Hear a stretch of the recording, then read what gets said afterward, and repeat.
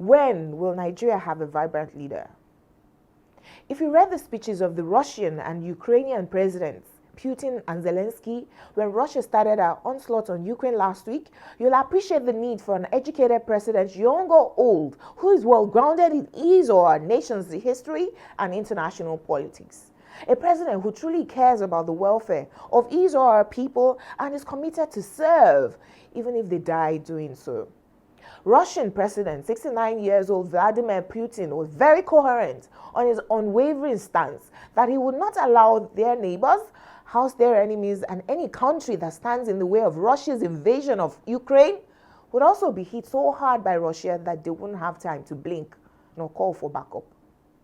Ukrainian President, 44-year-old Volodymyr Zelensky, on the other hand, said he would defend his country to his last blood, and that the Russians will see their faces when they come to war, not their backs.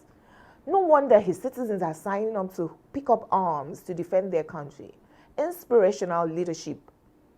Regardless of which side you support, you have to agree that both men are stoic in providing leadership in the best way they believe to protect their citizens. Country first. Nigeria has been unlucky in this regard. Our own leaders have taken advantage of the oppressive system left by the colonialists to plunder the country and enrich themselves. As citizens die of preventable diseases because of the lack of adequate healthcare, they fly up and down seeking healthcare in other countries. They can't even afford to build a working healthcare system for when they are out of office. They lack the foresight. One day, when they do not have 6 hours flight time, they will die like mere mortals that they forgot that they were. Imagine a Nigerian leader making jest of Nigerian students caught in the Russia-Ukraine war, comparing ASU strike to the war. Such insensitivity.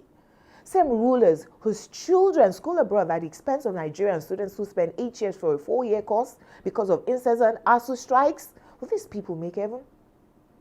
Do Nigerian citizens want to even make heaven too?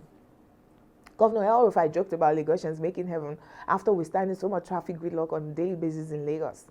How do we keep suffering and voting incompetent people into power again and again?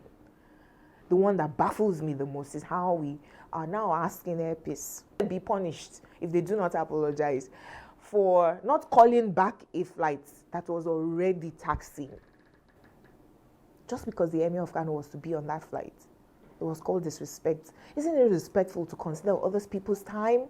Would he have been late to catch an international flight and be angry if the flight left? It's their private business, but what happened to flying their private jets?